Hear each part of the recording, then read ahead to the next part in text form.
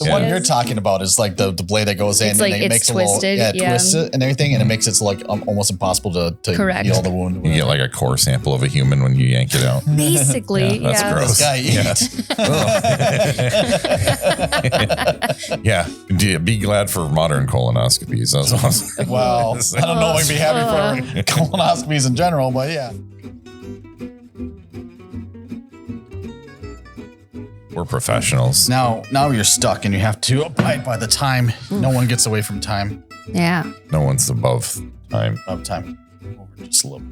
Oh, sure. Too close. We start filming, and now It's okay. We'll cut this out. you're just framing me out. I am. No. Gotta Am I keep it okay? even quarters, even thirds. Feel so far away. Oh, nope, that's not what I wanted. Move the table. I'm fine. Oh, that's so I'm yeah. not a child. We're leaving that in. Yes, Yeah. that's the fun part. You can see me act like an idiot. That's what she said. What?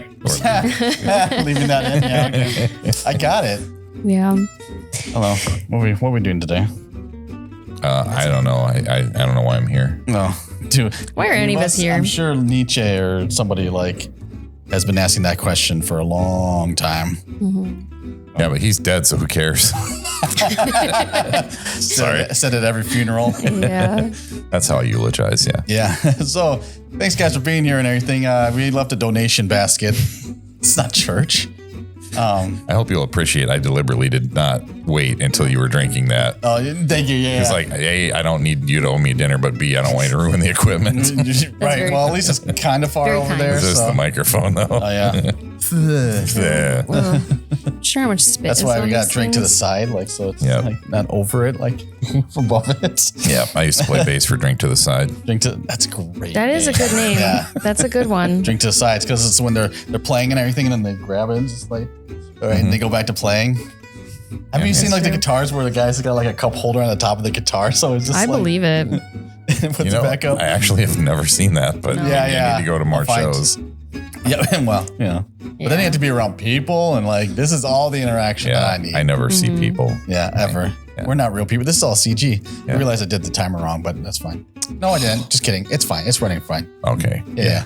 No, I got it right. It's just a whole other color. New when it's technology. Actually, speaking of new technology, hopefully this new camera, we found a way to use our cell phones as cameras, which is kind of neat. running. So yeah, if we look too pasty white, like we sort of do on the screen right now, blame that. That's an illusion. Yeah. It's going to be fixed in post. Prestidigitation. Yeah, we're not actually. We're all actually like from India. So Yeah. yeah. I'm in real life. I'm very, very tan. So We're all very tan. Yeah. I tried Just to believe adjust the us. levels. I don't know why it's all kind of weird. I don't know. We'll figure it out. We'll figure it out. Yeah. But yeah. Welcome to Bards and Balladeers. That's Welcome. Well, to Hello, Bards and everybody. Balladeers. Yeah. Welcome. You know, I want to bring back my whole renaming Bards and Balladeers and like as in buckshots and bras or something. It's a lingerie shop for cowgirls. Because you're a Gryffindor doesn't mean that you aren't afraid of things. Well, it's the boldness of which you will use to do an action or something. Yeah, I confront things. Oh, we're having sorting hat arguments. Yes.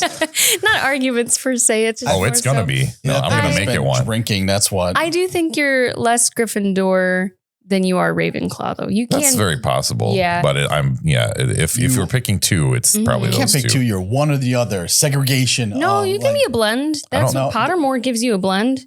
No, yeah, but in the little school, So there was it's all- no like. But you can also Separation. choose. Separation of Harry church got and the state. choice. Did he? Yeah, because Yeah. he was either split between Slytherin and Gryffindor because That's just because you're a Horcrux. No, I'm just kidding. Oh. We don't know that at the I mean, beginning. that I mean, Hufflepuffs are hardworking, so I'm definitely not a Hufflepuff. Are they You are hardworking? here and you show Yeah. up every day. Ooh, Hufflepuffs yeah. are just loyal, and I'm- that's why I thought you would be more akin to a Hufflepuff and Ravenclaw versus Gryffindor. Not a Slytherin, though. I know for sure you're not. So you're too I've got everyone fooled. perfect Slytherin. Ravenclaw more, but Gryffindor definitely is solid streak. What is I upsetting you, love Mario? Harry Potter. And honestly, That Harry is the Potter proper is response. pretty controversial Yeah. right now too. So. Yeah. We No, can you can cut all that out. Like Yeah. that's fine. Yeah. Because my response, and then do all this effect and like not have the response be put into Yeah. there. But we have rambled probably long enough. No, that's okay. You were talking about who we are, and then stuff happened. Yeah, and then people said stuff like, well, the timer. Yeah. Internet technology. Give us some. Let's relitigate this argument. No. Which argument? Harry Potter? Yeah. Oh, yeah. I don't like Harry Potter. Okay. No, it's fine. It's fine. Yeah. Hermione should have been with what's her face? Hermione should not have been with either of them. Either of them. Okay. True. Mm-hmm. My mom resented the Quidditch. She's like, you have to force sports into this. Oh, that's a good take. That is not the only time I've heard that from someone either. I'm like, okay, I respect that. I do. Oopsies. It's like when they make up the rules. Like, again, did I send you? I think I sent it where like the cow card game where the guy's like, yeah, I have 5 cows. And then I rage the cows. They call Mad Moo cows. And the Mad Moo cows gets the farmer involved, which gives me 4 tokens. So like, it's just like. Oh. I get 5 milk counters on her, which attracts Raging Bull from my hand.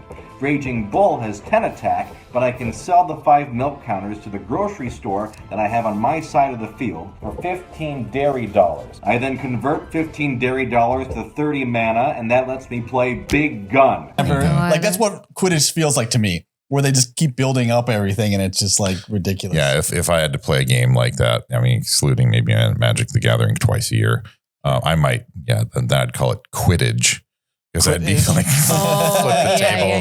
Yeah. Flippage. This is how this game works. Yeah. You give me too many things to do, and then I flip the table. Yeah. Quidditch is silly. I'll admit that. Yeah. It wasn't my favorite part about Harry Potter. Right. But the reason why Bards and Balladeers, we're Bards and Balladeers, Kate, Rio, Oscar, go. Yep. The reason why we've brought you all here today, at least for today's episode, we're talking about leadership and let me try this again. No, you're doing great. Leadership. You're leading this very well right now. I don't need to interject. Sometimes leaders fumble. But they learn. They do learn. Yeah. They do learn. They lean on their quirky crews to get them through. You are part of my quirky crew. That is so funny. I've never said that phrase. And you should say it when you go back to work. Listen up, quirky crew. But no, leadership and who steers the ship in fiction, how strong leaders can give way to stories that we enjoy following, and how leadership is portrayed in stories and how that helps stories along. And, this last year, I found myself in a leadership position during my day job and my fake job. No, it's very interesting to jump onto that side of the organization, because you see so much of like what happens behind the scenes.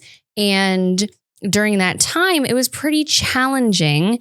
And so Rio, I went to him and I was like, I'm having a hard time. I have people that I need to, lean on to be in a situation that I would never want to put somebody in. And so he recommended, let's watch an episode. Actually, I think I wanted to watch an episode of Star Trek. For a long time. Yeah, we've been trying to get into next generation of Star Trek. And the good Star Trek. Yes. And so I don't remember whether or not I was like, I just need some good leadership like examples, or you thought of, is it Into Light? The episode? The Inner Light is Inner Light. So there's 2 episodes, and it's the Inner Light and then Lessons.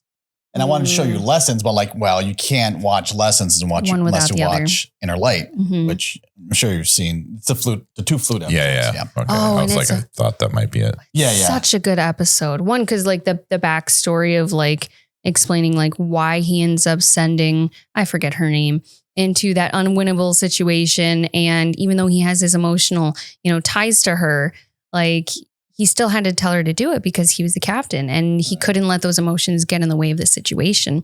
And even though I do personally think that leaders are most often like the least interesting character on the ship or whatever vessel that they may be on or going through, I think the quirky crews are the ones that really make the story interesting and really make that dynamic something that we enjoy going back to and seeing, especially with Next Gen. We all have different examples of leadership in different types of stories, but just that was something from this last summer that I thought really tied into this episode. And I was wondering, like, if you guys have ever had, in your day lives, like similar situations or any ties with like leadership in that way. Well, and I want to interject too and say, I mean, we've all seen that episode, but for those who haven't, when you're saying he has to put her in that position, what are the specifics? Sure.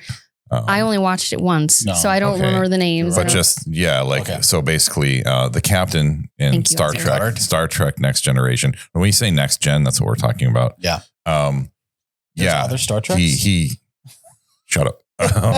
He kind of falls for this crew member, but he's still the captain. He still has to make those judgment calls to put people in dangerous positions. Yes. Mm-hmm. And so he has to do that. But I think in the end, he has to basically, he's in line. He's on board with transferring her or letting her transfer herself, or like letting her, accepting her request for a transfer. Yes. Right. Because it's just a bad thing to try to do that all the time, to try to be in that position, in a heavily biased position, and put someone that you care for that much in danger.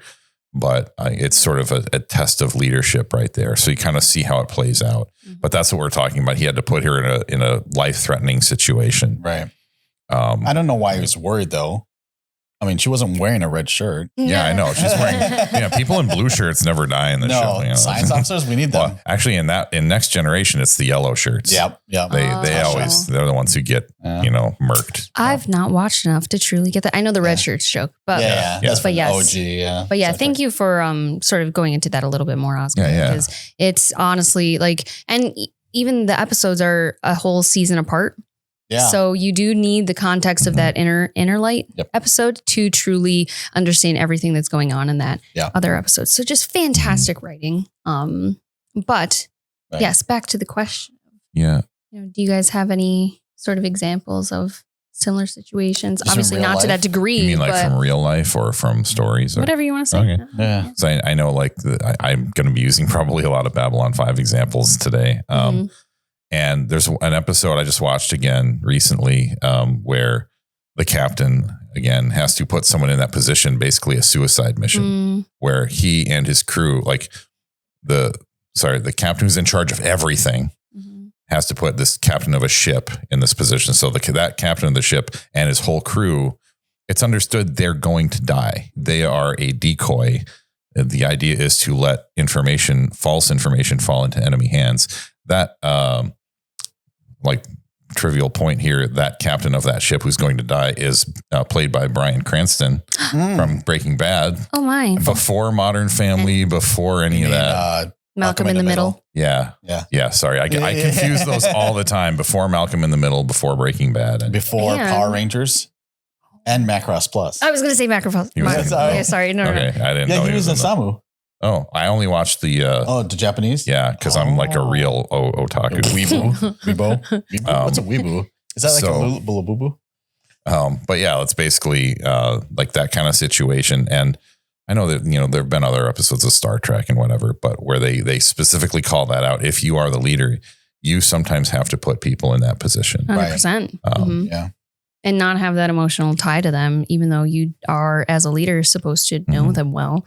You can have that emotional tie to them if you planned badly and like haven't moved them to somewhere else, but you just have to manage it fairly. Right. It's just like you can be afraid and still do the thing you're afraid of. Yep. Sure. That's part of leadership. I just don't think you can be unbiased, as a captain. As someone in charge of anybody, it's just like I have seen bosses who will, I don't want to say regress, but as soon as my mom's an example of this, she worked in a factory and they both were doing the same job, but one of them got promoted, which wasn't my mother, but whatever. But she had to stop being like her friend as much and she had to be the leader. And then she kind of clean cut that, and you just have to be objective about everything. And it's one of those things where you care about these people, and there's this family. I mean, I say family of crew members and everything, because your job is to make sure they all succeed, whether it's not dying or it's doing the mission and what have you. And I bet you any captain or leader cares deeply for who they have. It's just that it's this, I don't want to say equally, but it's just as a whole, you care about the machine, the organization, the crew as a whole, and not so much as individuals at that point, even though they're individuals and they all have their things, right? Yeah, you need the chain of command to have to hold up, to have like cohesive integrity. And so you trust in that, and that you kind of let that fill in for, all of your personal attachments. Like a really good example of that is in the movie Glory. Matthew Broderick playing that colonel, and his childhood friend Thomas, who's black character, signs up to be under his command to be in the 1st Black Regiment, and Matthew Broderick's character has to keep him at sort of a distance, and especially says the guy starts out as just being kind of a terrible soldier, and just at some point says kind of gently for his position, like the proper procedure is to talk to your immediate, like superior officers, and they refer things upwards. It's inappropriate to come to me directly with these kinds of things because they're friends, and that, right? Yeah, gotcha. And sometimes you have to make a distinction as a leader. Like this is a conversation that we're having, leadership to subordinate versus friend to friend. Yeah. And in certain situations, you can't mix those lines and you can't blend those lines. And I think another good example of kind of tying off of what you guys were both saying is one of my favorite movies of all time is Miracle, which is about the 1980 Winter Olympics hockey match between the Soviets and the USA team. And Herb Brooks is probably one of my favorite characters. I would say it's like part of my metaphorical top 10. I say metaphorical because I can never actually choose top 10 characters that I love very dearly. It's probably like 100 at this point, like if I'm really being honest, but it's a metaphorical top 10. And like when talking about that vulnerability that some subordinates do crave and desire to have to get through a very challenging and very difficult time, you were right, Oscar. I think you said that upper leadership. So in this case, the coach, Herb Brooks, throughout the movie, you see how much he did actually struggle with being vulnerable with the team because he couldn't. He knew that he couldn't. He knew that he had to be the rock, the headstrong force that brought them to trying to get, to that gold medal. And if you're not familiar, I guess, with the situation, I don't think you've ever seen the movie. Were you there? No. Yeah, I was alive. I know you were alive. You guys can say. Yeah. Not yet. One more year. You can still love history and not have been alive. Yeah. No. I just want to know if he was at Lake Placid. Oh, sure. Yeah.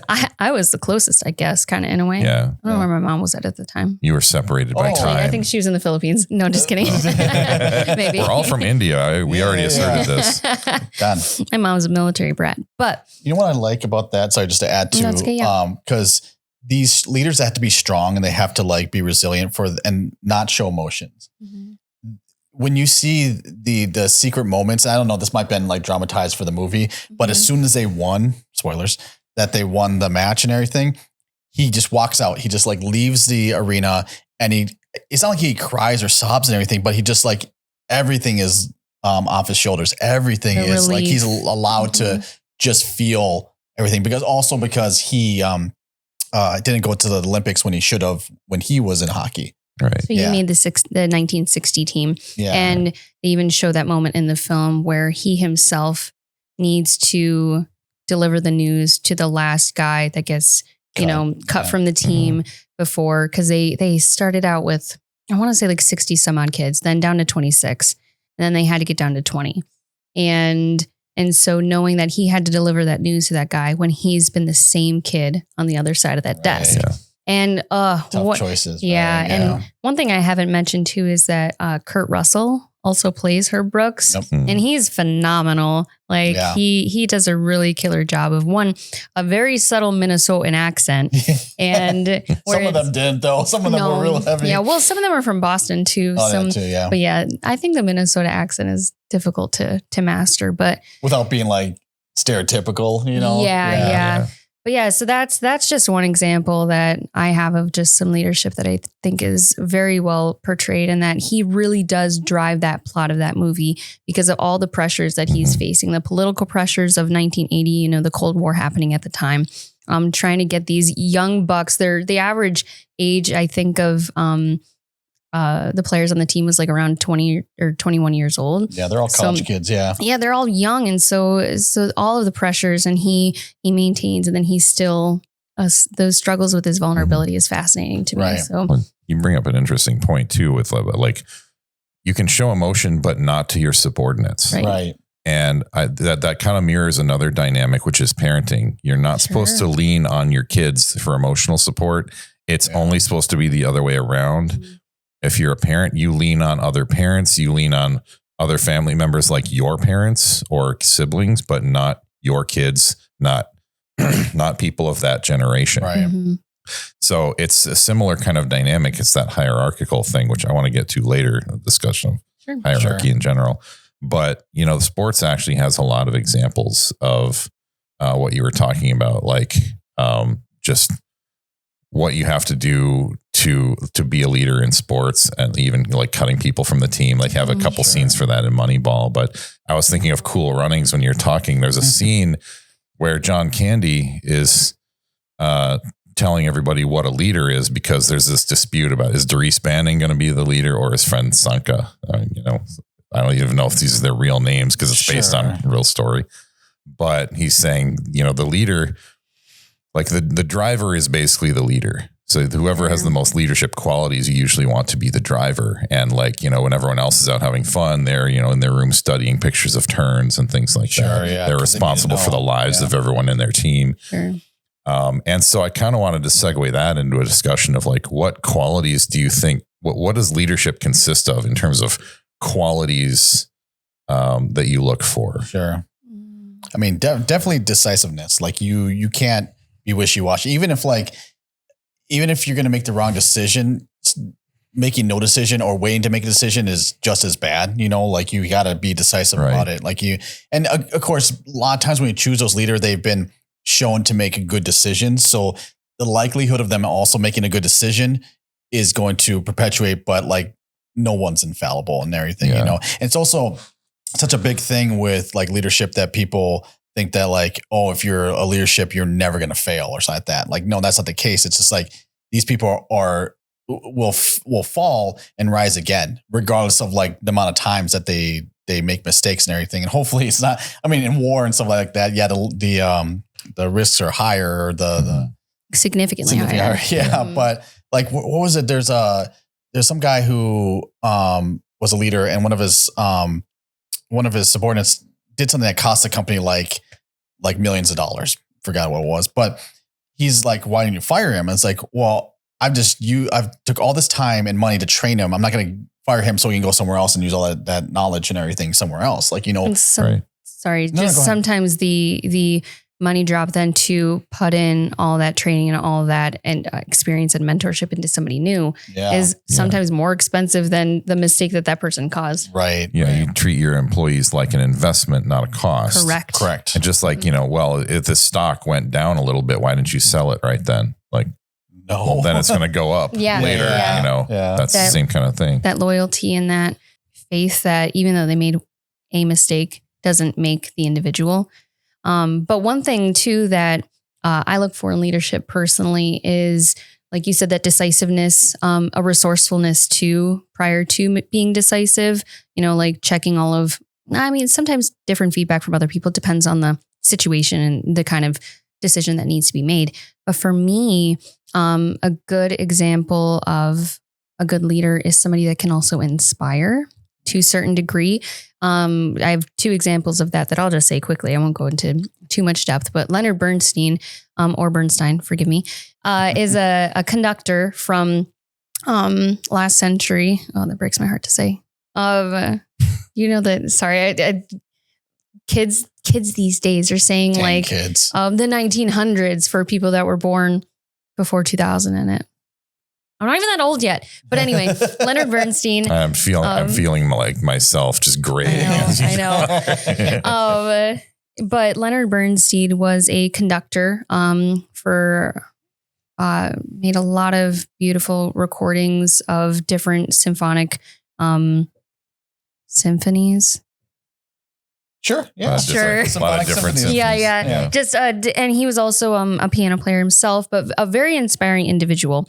He not only was a fantastic orator, he also did. He would teach these young people's concerts, and so basically explaining very complicated musical concepts, but to children. And so he was able to take that and translate that. But just watching him like talk to his orchestra. Like even just sitting there and watching a video on YouTube, I'm like, I feel inspired to try to evoke that emotion that he's trying to portray. Right. So for me, that's a big thing too, is an inspiring quality in a leader. Yeah, I've got that in my notes here, like the ability to motivate. Yeah. Yes. And what you said about like being resourceful, I think part of resourcefulness is also recognizing what your resources are. Yes. In other words, things like recognizing the talents in your team or whatever. Like I know, my own Captain Roy, like that's one of his main qualities is like acknowledging what his crew can do and letting them do it. Yep. And then you motivate that, encourage that, foster that, train them, not necessarily train them how to do those things that they already know how to do, but train them how to be judicious about it, how to take the lead doing it, like be their own leaders. Be competent.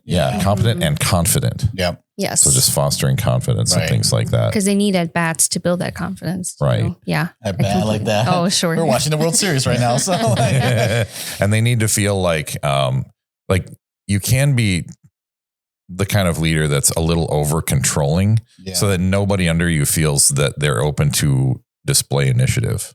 That's what we call micromanaging. Yeah, exactly. And so they can have all these competencies, then you can acknowledge those. But if you don't let them, lead the way in some of those, like you might not get the best out of them. Right. And that could be in any kind of thing, whether it's military or sports or office environments, anything like that. I mean, I know personally, I need my boss to just let me do my job and kind of leave me alone. Like, not because I don't need their wisdom or that I don't appreciate the things that they need me to do, or if they come to ask me something, like, yes, right away, like I'll do it. But it's just like, sometimes it's just nice when I am in control of my own destiny or whatever during the workday. Like I know what I need to do. No one needs to do it. And I do a good job. So they trust me to do that. Right. Right. Yeah. Leader. There's actually a scene in my second book. Not too many spoilers. Like who's alive? And I won't say what part of the second book where everyone dies. There's, people chasing some of the main characters like Ajuan's group and whatever. And Koya's there. And Koya's, she's like the scout, like kind of thief background, and she's, female. And so like there's that, male soldiers, like she's a short little female who's stealthy, whatever. So there's that thing, and she doesn't have a military background, obviously. But at one point, Ajuban just, tells her, deal with them. Like that. And I kind of address that in the narrative that that kind of gives her confidence. Sure. Yeah. So you're trusting me to do that, She's a survivor though. And that's a whole nother skill of being a combatant, the difference between guerrilla warfare and organized, military warfare. Right.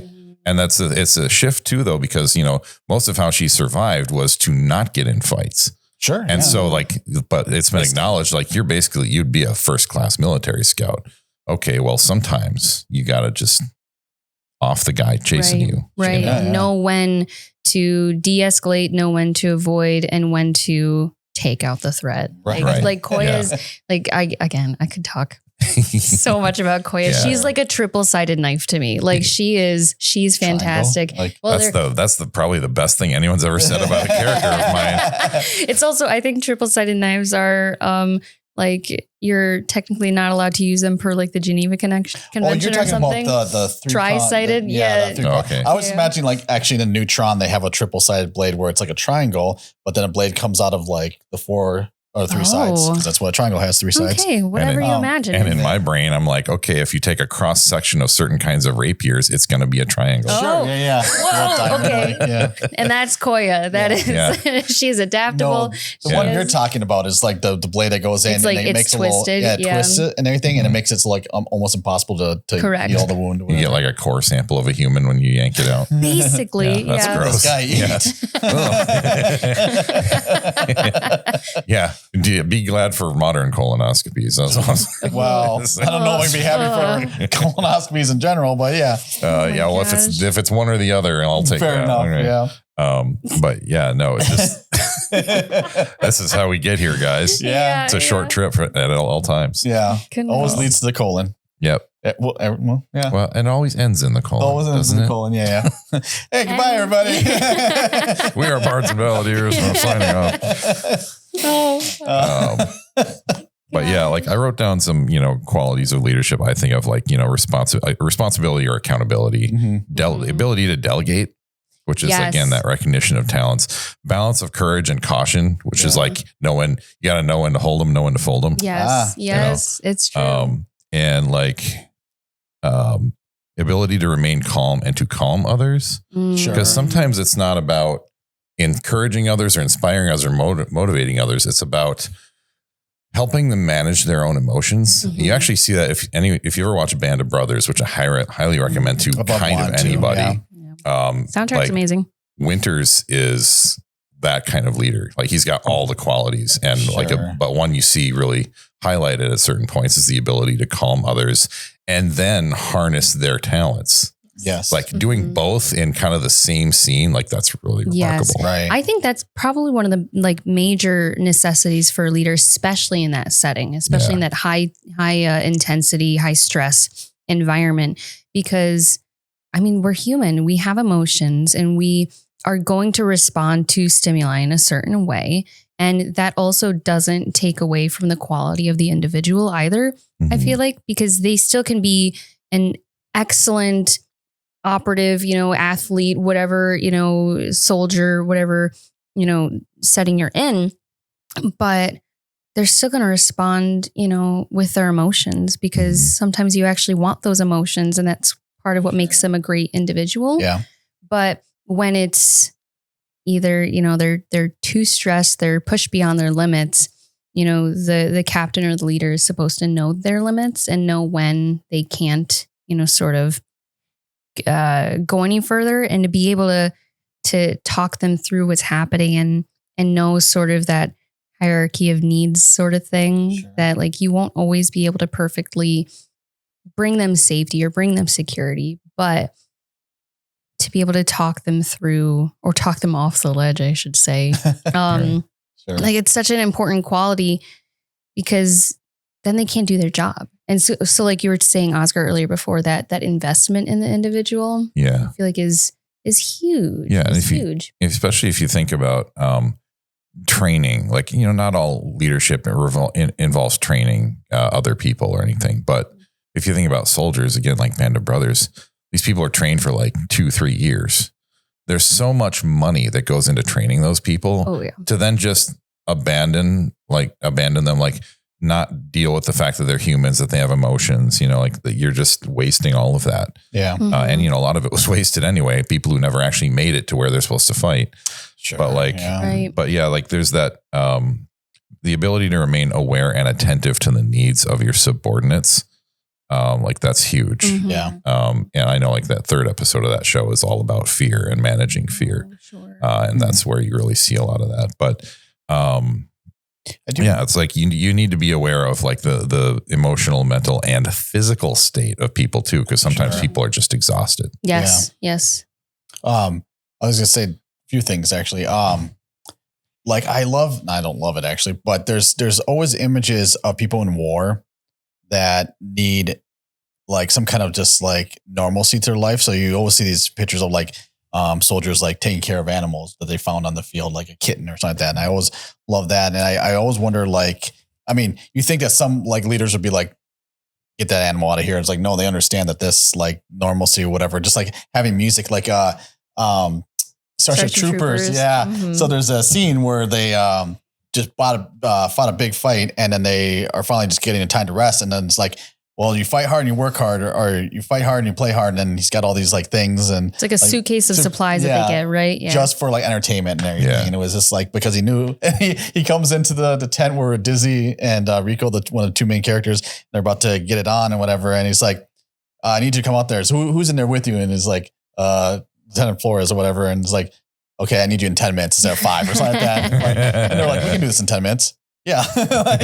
But a good captain or leader is like knows what they need, knows what that needed, that kind of just feeling normal for a little bit, so they can do their job. Or whatever. Just like the ability to take breaks, to be grounded in reality, because the more you get separated from reality, the more you psychologically suffer. And soldiers deal with that a lot, because when your whole reality is fighting and death and war and like noise and everything, it helps to have something grounding you, but you've got to do it at the right times, because at other times, if you come back out of it and like get grounded, then you're sort of, your psychology might start trying to deal with some of the trauma, and then you get thrown right back into it. And it's like the timing of that matters. That's how you get, some people get shell shocked just from being pulled away at the wrong time and then having to go right back to it. But, sorry, I was gonna say the other thing too, that I like about leaders, at least leaders that don't actually, I don't want to say they don't lead, but leaders that, to your point, inspire just by the actions they do. And a leader doesn't have to be someone that's in charge of other people, but by their actions, and they lead people, they inspire people. And Master Chief from Halo, the video game, is actually a prime example of that, because he's delving into a situation and learning about stuff about the universe and everything that only he is doing at the time, with another AI that's in his head and what have you. But people know of his endeavors, know about what he's doing, and that inspires them to continue fighting. And even, I still haven't seen this movie, but Hacksaw Ridge, being a conscientious objector, and not wanting to fight, this guy who went into battle and actually was saving people from the battlefield without any weapons or anything, just running out there, grabbing them and pulling them back. That inspires people, that leads people, that makes people change their minds or have a different perspective about the things that are actually going on. And that's the kind of leadership that, because everybody thinks it's got to be like fighting, or you gotta defeat the big bad guy. Sometimes, no, you just got to do the right thing, and people need to show that. And that's kind of leaders that I think are kind of cool too. Yeah. It's in my notes here. Leading, I feel strongly that leading by example is kind of the best way to lead, arguably the only way to lead.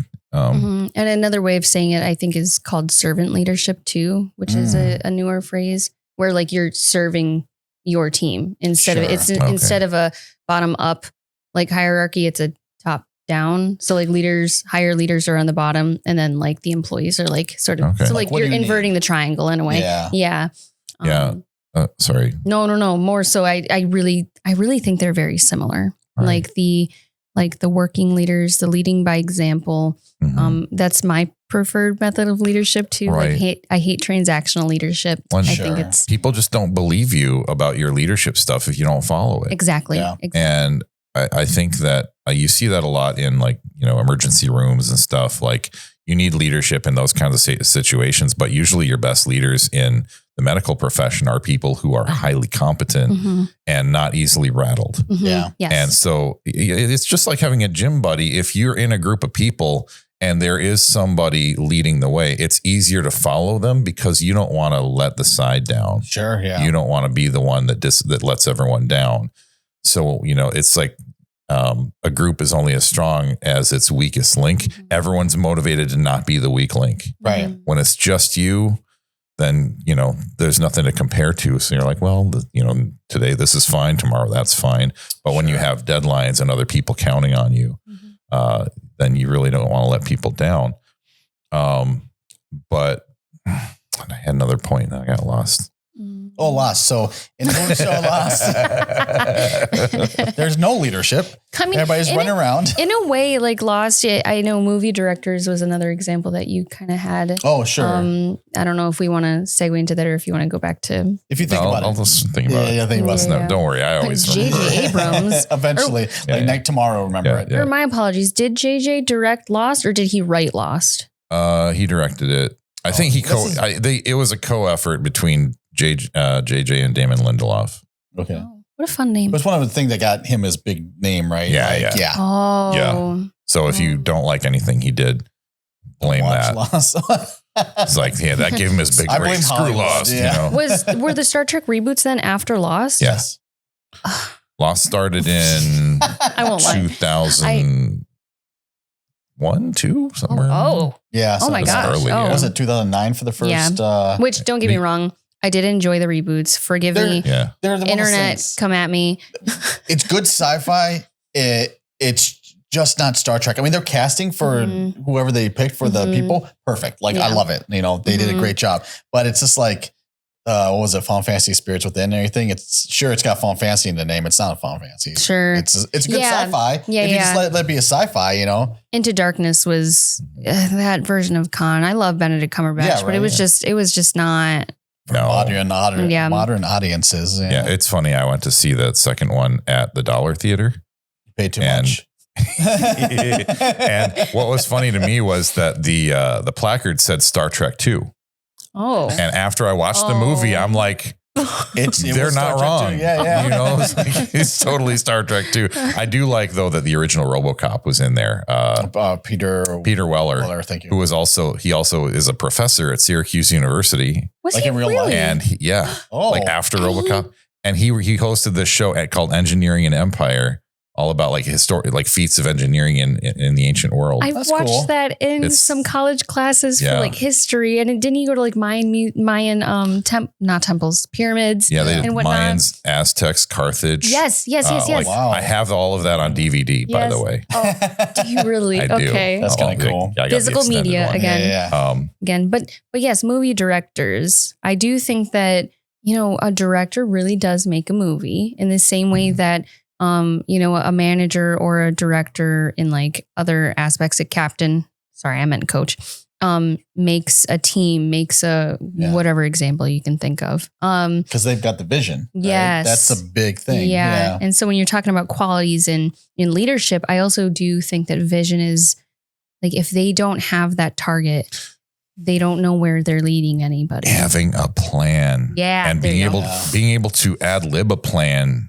quickly. Yes. If it, like, you know, there was something in, if you ever watch, speaking of directors, the director and actor commentary of the first Pirates of the Caribbean, Robinski is talking about how they had, he said we generated 2 terms in this show because of the tight schedule, effects ad lib and stunt ad lib, where they had to quickly like kick an idea to one of those teams and say, come up with something that'll work for this in like 10 minutes.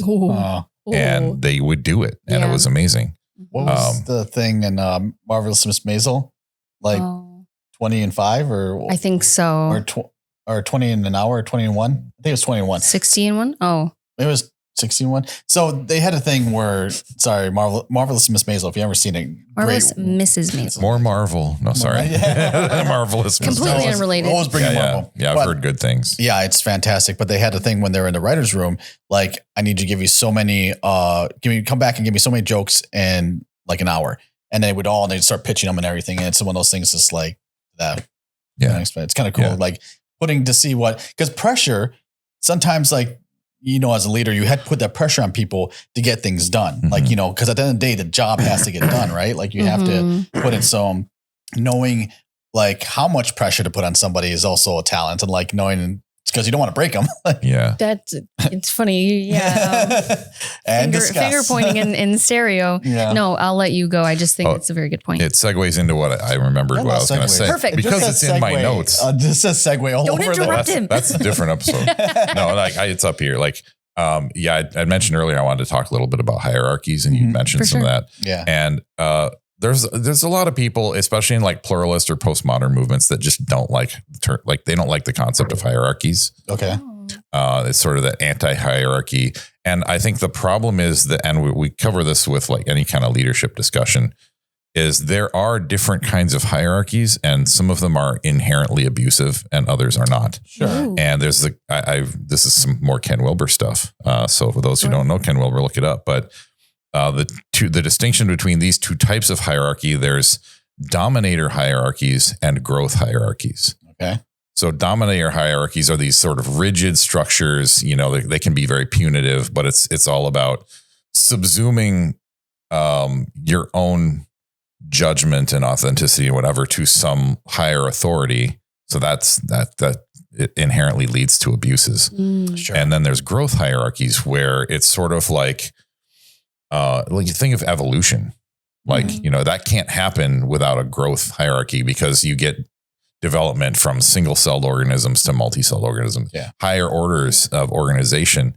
That happens through growth hierarchies. So like you get the two different kinds. And, if you get like a director who's just really, just kind of a dictator, they're kind of favoring more like dominator hierarchies, and it squashes the growth potential. Sure. Right. But if you get people who are like, nurturing and like, think of like watering your plants or whatever, you're encouraging all of this growth from the people you're in charge of. Right. You get so much more. And it sounds like that growth pathway also leaves room for sort of bringing back that happy accidents thing that we talked about a few dozen episodes ago. Whereas the dominating hierarchy does not leave any room for that. It's much more rigid, almost more like military. Is that kind of the hierarchy that I'm imagining? I sort of think about like watering and growing a tree versus bonsai. Oh, sure.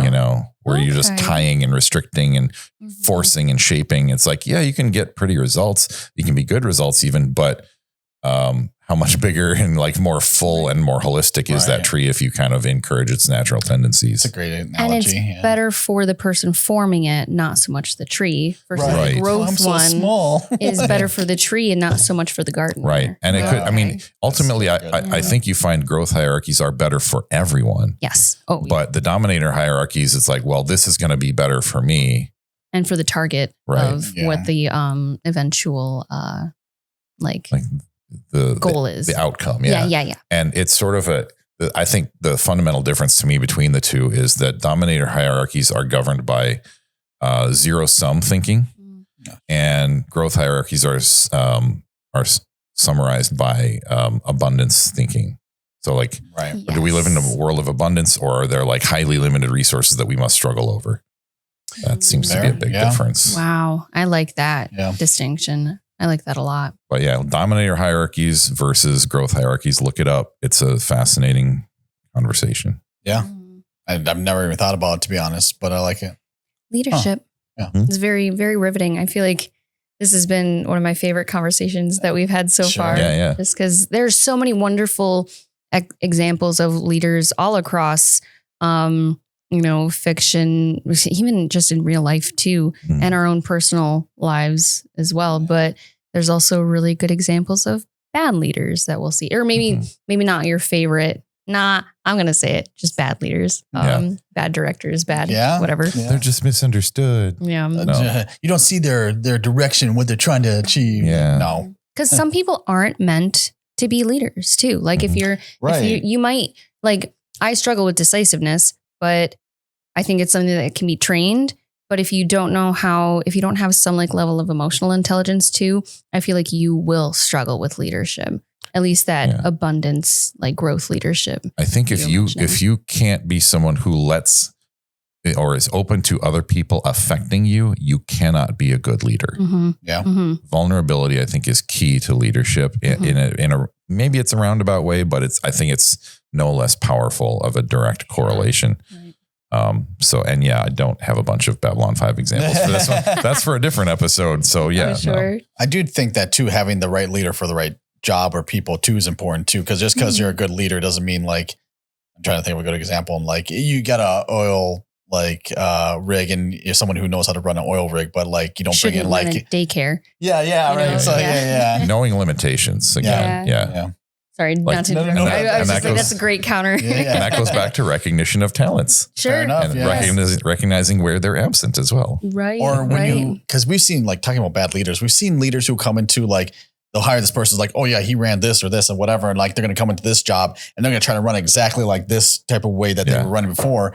And you're just like, no, that's not how this works. No one's gonna be happy. No one likes it. And then like profits go down. It's like, oh, it must be the employee's fault. Like, they're just rebelling or something stupid like that, Just rigidly applying the same mechanic to every situation. Right. Which again, the word being rigid, dominator hierarchy. Yeah. Right. And one last thing, I guess, at least one topic. I don't know if I'll get the last word, but I think culture of the environment which the leader is stepping into is also really important to acknowledge. Yeah. But that's all I have to say about that thing. Acknowledging your environment, which is also acknowledging resources. Sure. Absolutely. Yeah. I do like leaders who inspire just by, I mean, yes, by leading by example, but also by what they say, you know. And a good example of this, I mean, for me is Independence Day, where the president says his last speech and everything. And like, I always stop whatever I'm doing when that scene comes up because you just listen to it. But as the day when the world declared in one voice, we will not go quietly into the night. We will not vanish without a fight. We're going to live on. We're going to survive. Today, we celebrate our Independence Day. One, it's the delivery, the performance. And yes, it is, you know, fictional, but the way that something like that, like even for me, I'll be like, I'm going to do something today. I'm going to go and like actually watch the speech. Ability to motivate. Yeah, motivate. Yeah, but just through words and through just like the ability to like choose the right words, have the right inflections, do these things that like really want people to succeed, you know. And that they even, it's like, it's in a lesser extent, it's like when your mom tells you that they're proud of you or anybody tells you that they're proud of you and everything, that can change your world. Like, you know, it's such a powerful thing. Yeah. Recognition. Yeah. When actions and words all match up with intent, hey, authenticity. We always talk about that. So on that note, considering we said we're going to stop at an hour. We've got a timer. Yeah, we have a timer today. Yeah. We're doing pretty dang good. Yeah. People say we talk too much. No, I'm just kidding. But no. On a podcast? What? No, we don't talk ever. No, never.